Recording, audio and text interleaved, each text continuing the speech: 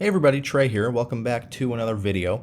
Today we're going to talk about how to forecast convective mode.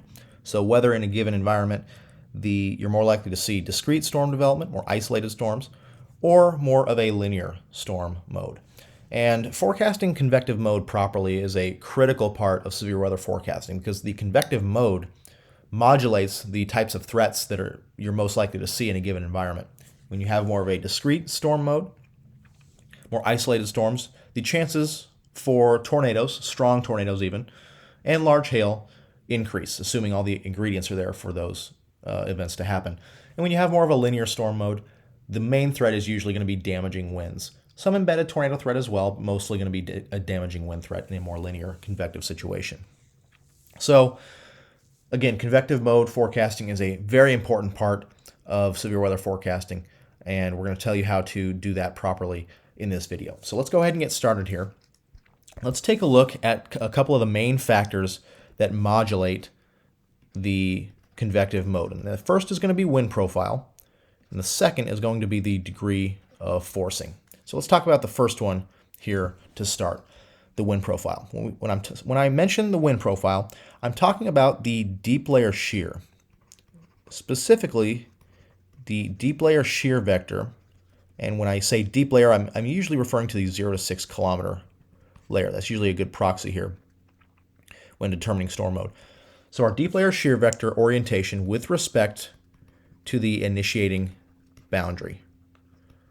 So again, deep layer shear vector, that's going to be your 0 to 6 kilometer shear vector with respect to the initiating boundary. And this is important here. The initiating boundary is going to be the boundary along which the storm's fire. It's basically going to be the main forcing mechanism, a cold front, a dry line, etc., that is going to be the boundary on which the storms fire. So the main forcing mechanism at the surface or in the mesoscale that's going to allow storms to fire, the initiating boundary, not a boundary that the storms will interact with later on that may increase the tornado threat, etc., etc. It's going to be the boundary on which the storms are going to fire, that causes the storms to fire. So the way we differentiate between discrete and linear environments, linear storm mode, with this technique here, let's say we have a boundary here. We'll say for our purposes here that it's a cold front, and moving off to the due east, kind of like that. The more perpendicular the 0 to 6 kilometer or deep layer shear vector is to the initiating boundary, the more likely you are to have discrete storms. So the more perpendicular the deep layer shear vector is to the initiating boundary, the more likely you are to have discrete storms. The more parallel the shear vector is to the initiating boundary, the more linear the convective mode may become. And you can see why that's the case here. So if we have a discrete storm mode here, if we have a shear vector that is more perpendicular to the initiating boundary, you're going to have storms that fire up, and they're going to be able to move off that boundary and stay away from each other, basically. Whereas if you have a shear vector that's more parallel to the initiating boundary, you can see that the anvil of each storm is going to spread off toward the north, and you're going to get storms that kind of run into each other, and you're going to see a much quicker transition to a linear storm mode than you are if you have a boundary perpendicular deep layer shear vector. So again, let's say we had hypothetically a 0-degree angle between the shear vector and the initiating boundary. That is going to mean you're going to have a perfectly parallel shear vector to the initiating boundary, and you're going to see a quick transition to linear mode. If we have a 90-degree angle between the initiating boundary and the shear vector, so a perfectly perpendicular angle there, storms will be discrete, but you will have to start worrying about storm splits. So I'm going to erase this here. As we know, storm supercells, as they're maturing, will split into a right split and a left split. The right split is often more conducive for tornadoes in a given environment, and the left split often more conducive for hail, but usually storms are going to split early on in the convective life cycle.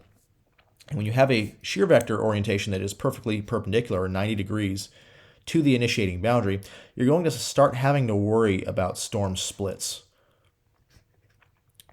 Storms will be discrete. They'll start off as discrete, but storms may eventually kind of run into each other. And you may have to worry about storm splits, storm interactions later on as far as convective mode goes. When you have kind of that sweet spot, your initiating boundary and your shear vectors are definitely more perpendicular than parallel to the boundary, kind of in that 45 to 60 degree, 45 to 70 degree kind of angle from the boundary. Then that's kind of your sweet spot. You'll get storms to fire. You'll have to worry less about storm splits, and you'll have a great chance for storms to maintain their discrete nature throughout the life cycle of the event. So we can dissect this a little bit farther. So when we talk about the wind profile, we can look at as we said, the 0 to 6 kilometer shear vector kind of encompasses all of that. The 0 to 6 kilometer shear vector tells us how the storm is constructed, so to speak. It tells us how the precipitation is going to be vented off, the anvil is going to be vented off, etc. So it tells us how the storm is constructed. So it's a good proxy for looking at the convective mode. We can also look at the anvil level winds, anvil level storm relative winds. And basically that's going to be your wind in kind of that 9 to 11 kilometer layer. The very top of the storm tells us how the anvils are going to be vented off out ahead of the storms. If we have a boundary here and our anvil level winds are very parallel to the boundary, well, our anvils for our storms are going to be vented off this way, and you're going to kind of get some overlap between the kind of main area of interest where the mesocyclone will be located, low-level mesocyclone will be located, and you might get that part of the storm, the anvil, and the precipitation from that storm to be vented off into that area. You may see a more linear storm mode. If you have an anvil level winds that allow the anvils to be vented off away from the storms, from each nearby storm, then you're going to see a more discrete storm mode. We can also look at the storm motion vector, and I'll do that in blue here. Storm motion. And this comes into play when we're talking about how storms are able to either move off of the initiating boundary or stay within the zone of ascent for the initiating boundary here. So again, we have our initiating boundary here. Let's say we have our storm motion. Let's say our boundary is moving this way, and the length of the vector here will tell us how fast the boundary is moving. And so let's say we have our storm motion vector. So this would be a cold front. Let's say we have our storm motion vector here moving like this. Well, the boundary is moving this way. The storms are going to be moving this way. The storms are not going to be able to move out of that zone of ascent associated with that cold front. So they're going to stay in that zone of ascent. You're going to get more storms to be forced in that zone. You're going to get more of a linear storm mode. Now, for example, let's say we have a dry line here, very little motion, for example. Let's say our storm motions, our boundary motions like this, so very limited boundary motion, and our storm motion vector is something like this. The storms are going to be able to outrun that boundary and move away from the zone of ascent, and in that case, we're going to be much more likely to see discrete storms in that configuration there, as the storms, again, will be moving out of that zone of ascent, and we won't get continued storm development in that zone of ascent. So that's kind of covers the wind profile portion of the convective mode. Let's take a look now at forcing. And diagnosing the degree of forcing is more of an art than a science. So when we talk about degree of forcing, we're talking about a lot of different things. We can take a look at the orientation of the trough. If it's a really deep digging 500 millibar trough, that's going to be a deep digging, negatively tilted 500 millibar trough. It's going to provide a lot of forcing. Whereas if you have more of a subtle wave, your forcing is going to be a lot less. And we can go deep into the science here, but that is reserved for another time. So we can look at that. We can also look at the initiating boundary itself. Generally, cold fronts tend to produce more linearly organized convection, while boundaries like dry lines tend to produce more discrete convection by nature. And the reason why is that cold fronts, any frontal zone for that matter, is not just a temperature boundary at the surface. If you were to look at this, if you were an observer at the surface looking at a boundary, and let's say the air was colored based on temperature, so you could see exactly where the cold front was, you would notice that the cold front is actually sloped backwards with height. And so you can think about a cold front as kind of a wedge of cold air that moves along the surface. And cold fronts have a very steep slope compared to warm fronts, although warm fronts are not actually an initiating boundary most of the time. We'll talk about that in a second. Warm fronts are very much shallower than cold fronts are.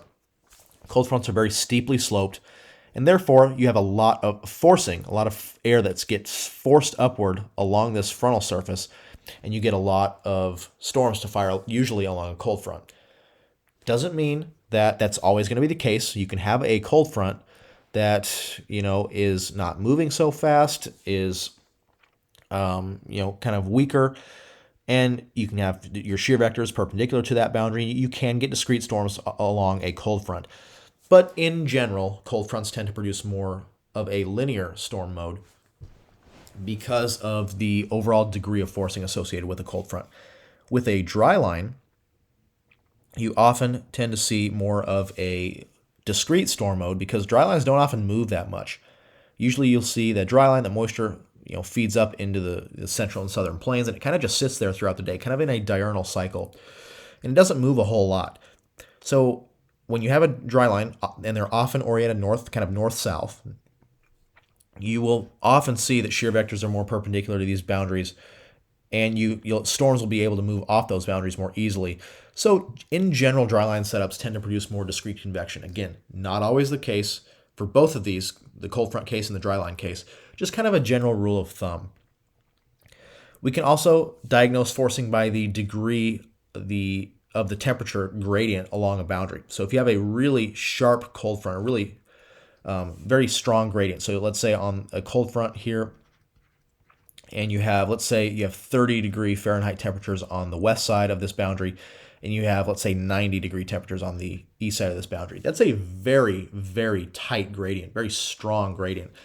That's going to mean the slope of the cold front is very steep, and you're going to have a cold front that is going to be very likely to produce linear convection just because of the degree of forcing due to that tight gradient.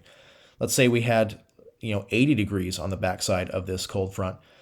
Well, this is going to be a much less strongly forced cold front because your temperature gradient is not super strong in that instance. So again, forcing is more of an art than a science. You can have contradicting, arguments. You can have a very deep digging trough. You can have kind of a dry line setup where,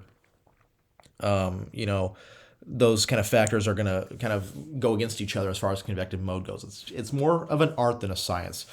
But I think the main overall takeaway is that the wind profile is going to be your most important way to diagnose convective mode. And the forcing goes with that. It's a little bit more difficult to diagnose. And there are also some more factors to forecasting convective mode. The degree of convective inhibition, or SIN, plays a role. If you have an environment that supports severe storms, but you have very limited convective inhibition or non-existent convective inhibition, well, what's going to happen when storms are ready to fire? They're going to fire up all over the place, and you're going to see lots of storms fire up, more of a clustered storm mode, or linear storm mode. When you have an increase in SIN, though, it's not going to allow a bunch of different storms to fire up everywhere. You're going to get very more isolated storm development where the cap is able to break, which is going to be a very limited spatial area, usually in a kind of higher convective inhibition environment. So when you have higher convective inhibition, generally, and storms are going to form, generally that is going to lead to more of a discrete storm mode than if you had weak or non-existent convective inhibition. Another thing you can look at is outflow production in these storms. We've talked about this before. If you have kind of a drier, low-level environment, so your temperature dew point spreads are high, in other words, a very dry environment near the surface, that is going to promote downdrafts in storms, and these downdrafts are going to produce outflow. So let's say we had, initially discrete storm mode. So you have a couple of supercells here, But we have a dry, low-level environment, so they start to produce outflow boundaries that push out away from the storm. So eventually those outflow boundaries are going to congeal into one. You're going to get propagation along that boundary along with new storm development as air is forced upward along that boundary. So eventually you're going to see more of a linear storm mode along or just behind that boundary. So when you have greater chances for outflow production, i.e. a sort of drier, low-level environment, temperature dew point spreads are high, the chances for more of the event transitioning to a linear configuration is going to increase. So you can see that it's a bunch of different factors here when we look at forecasting convective mode. Again, the overarching thing to remember is that the main factor is going to be the wind profile, specifically how that 0 to 6 kilometer or deep layer shear vector is oriented with respect to the initiating boundary. That's going to be your main sort of factor. And we also want to look at forcing, the degree of forcing, when we're looking at convective mode. Again, it's more of an art than a science. The more quantitative way to look at this at convective mode is going to be this, because you can easily diagnose how perpendicular that shear vector is to the initiating boundary. Whereas forcing kind of got to take a lot of things into consideration. It's more of a qualitative sort of approach. But these are both going to be important factors in diagnosing the convective mode of a given event. So let's take a look now at a couple of examples here. So I've picked out a couple of examples, and this first one is going to be from May 17th, 2019. We had a couple areas of tornadic supercells along a dry line from southwest Nebraska down into southwest Kansas. So this first map I'll show you here is the surface temperature, dew point, and pressure. You can see exactly where our dry line is. This is our initiating boundary. Basically a north-south oriented boundary that goes from the southwest, from basically southwest Nebraska down into the eastern Texas panhandle. So keep that in mind there. There's our dry line. We'll take a look at our shear vector. Here, our 0 to 6 kilometer shear vector. So here's our boundary. And you can see where the shear vectors are going. You can see that they have a great degree of perpendicularity with the initiating boundary. Kind of that sweet spot that we talked about. It's going to allow storms to maintain a discrete nature as they move off the boundary. Again, we know that the dry line is not moving a whole lot. Here's our storm motion vector here. So again, our north-south oriented dry line are not moving a whole lot, basically stationary. And we're looking at a storm motion of about 35 knots toward the northeast. So our storms are going to be able to move out of the zone of ascent associated with the dry line, and that also favors a discrete storm mode here. We can also look at our anvil level winds like we talked about. Here's our boundary. Here's our anvil level winds here, spreading off like that. So anvils are going to nicely spread off away from each storm that forms along this dry line. It's going to allow storms to stay more discrete for longer here in this setup. And lo and behold, here we'll look at our radar from this event. Keep an eye on southwest Nebraska down into western Kansas. We first have discrete storms that fire up in southwest Nebraska. You can see clearly discrete storms. This was our main tornadic supercell here near McCook, Nebraska. And then eventually we go on and we see discrete storms fire in southwest Kansas. So discrete storms up here, nice discrete storms here along the dry line. Pretty textbook example of a discrete storm environment here.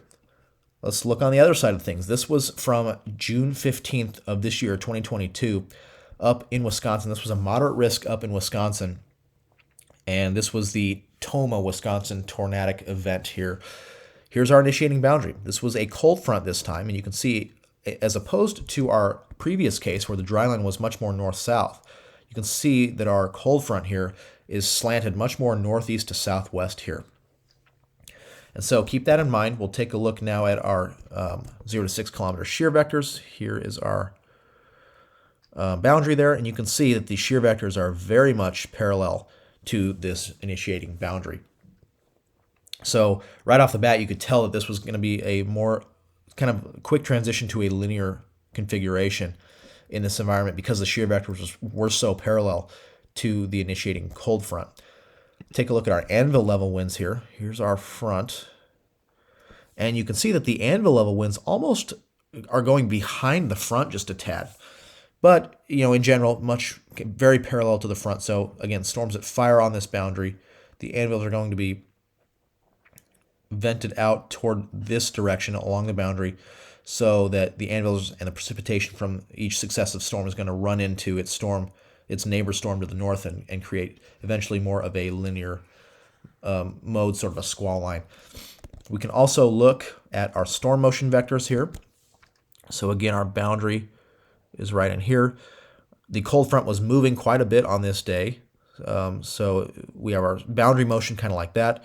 Storm motion quite parallel to the boundary. Storms were really not able to move off the boundary out of that zone of ascent very efficiently, given that the boundary was moving. Storms were moving this way. So storms were going to be able to stay in that zone of ascent for longer, and that was going to kind of multiply the amount of storms that you were going to get. So all signs pointed to a very linear configuration, quick transition to a linear event with this environment. And we'll look at our radar here. You can see we do have kind of a window for discrete storms. You can have mixed modes. We'll talk about that in a second. This storm was actually the one that produced the Tomah, Wisconsin significant tornado. But you can see quickly after that, storms very much congealed into a pretty solid squall line here after just a little bit here. So this was a pretty clear example of a quick transition to a linear storm mode. So that was just looking at the kind of the quantitative approach there. Again, looking at kind of the forcing and the other parameters here as far as convective mode goes is tough. So wanted to give you just some examples there of the quantitative approach, looking at the shear vector orientations with respect to the initiating boundary. A couple of caveats here just to close things out here. We didn't really, as we talked about in that last case, you can have a mix of convective modes. Just because you have a initiating boundary and you have shear vectors parallel to that boundary doesn't mean you're going to see only linear convection. As we saw there in that Wisconsin case, that we did have a window for discrete development. And again, that's another thing that's kind of more of an art than a science. It's sometimes tough to tell how long you're going to see discrete storms before a transition to a linear configuration. It's just more of an art than a science. And you can also we can also note that you can have mixed modes in along the initiating boundary as well. You can have some portions where the shear vectors may be more parallel, whereas maybe farther south they're a little bit more perpendicular. So maybe with northern ascent in a given case, you could have more of a linear mode. And then farther south, you may be able to see some more semi-discrete elements here. And this would be kind of your area to focus on for more of a tornado and large hail threat, whereas up here, in this kind of mixed mode scenario, you would see more of a damaging wind threat. So something to keep in mind there. We also can have a situation. This happens a lot in the southeast where you have your initiating boundary. Let me draw that kind of a cold front, pseudo dry line type thing here. And you'll have your initiating boundary here. Shear vectors will often be very parallel to the boundary, very much strong forcing with these kind of southeast events. And again, this can happen anywhere, but this happens a lot in the southeast. But you can have more of a squall line type deal along the cold front, along the main initiating boundary. But you can also have storms fire out in the open warm sector well ahead of the initiating boundary. You can have these little sort of convergence bands out ahead near the surface or just above the surface that are very, very subtle and will help fire convection out in the open warm sector. And these are often much more discrete by nature. These storms are much more discrete by nature because the forcing is much more subtle out here, and there's not really a very well-defined boundary that initiates these storms where the forcing is going to be strong. You'll have these very subtle sort of subtle forcing mechanisms in the open warm sector, and by nature these storms are more discrete. Not always, but they tend to be more discrete by nature. So keep that in mind as well. And one last thing here, we didn't really talk about warm fronts that much. So we have our warm front, our low, our cold front here. And the reason we didn't talk about warm fronts that much is in a typical severe weather scenario, you're not going to see the warm front be the actual initiating boundary. Remember, we're talking about the initiating boundary here. It's the main boundary that forces the storms. That's the main forcing mechanism for storms at the surface or on the mesoscale. And usually that's never going to be the warm front. Now you can have storms where you have kind of lift along that warm front, and you get storms to fire, often overnight in the plains. You'll get elevated storms to fire north of the warm front. Then you would see your warm front kind of be the initiating boundary, but we don't often talk about that as far as a tornado threat because those storms are elevated, and you're not going to see really a discussion of storm mode in those kind of situations. Oftentimes, most of the time, the warm front is not going to be the actual initiating boundary. Usually it'll be the cold front or the dry line back out west, and storms will then interact with the warm front later on, and that's when you hear the SPC often talk about storms that interact with the warm front will be able to produce tornadoes more efficiently. But again, the warm front is usually never the initiating boundary. Now you can have storms fire along the triple point there, up close to the low, kind of the dry line warm front or cold front warm front intersection. But again, the cold front is going to be the overwhelming forcing mechanism, and storms will be able to move along that warm front east of the triple point there. So keep that in mind, that the warm front, sometimes you would think, oh yeah, the warm front is going to be the main boundary here. The shear vectors are like this, right, perfectly parallel to the boundary. We're going to get messy storms.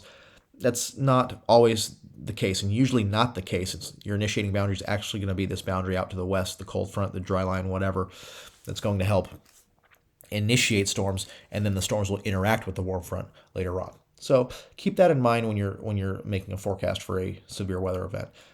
So that's going to wrap things up here.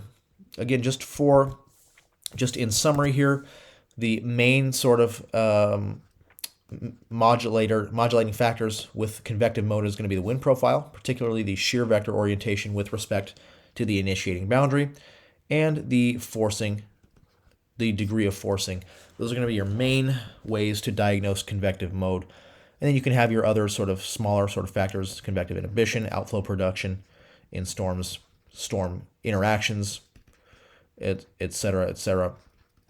But these two are going to be your main ways to diagnose convective mode. So hopefully you learned something from that. Hopefully you can now better forecast convective mode. Again, it's a very important part of severe weather forecasting. So thanks for watching. We'll see you in the next video.